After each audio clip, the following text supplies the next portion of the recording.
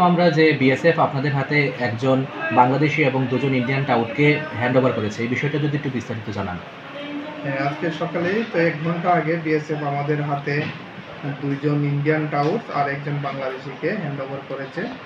তো তাদের যে বক্তব্য ছিল তারা নাকি যে ২ জন ইন্ডিয়ান টাউট ওই ২ জন ইন্ডিয়ান টাউট বাংলাদেশিকে সহযোগিতা করেছিল বাংলাদেশে ওপারে যাওয়ার জন্য।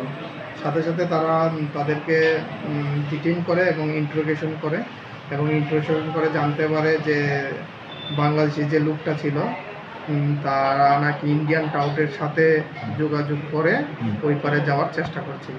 তো ওই মোতাবেক আমরা একটা হিউম্যান ট্রাফিকিংয়ের উপরে একটা কেস নিয়েছি ইন্ডিয়ান টাউটসদের উপর, আর বাংলাদেশি যে তার যথাযথ আইন অনুসারে আমরা একটা কেস নিয়েছি।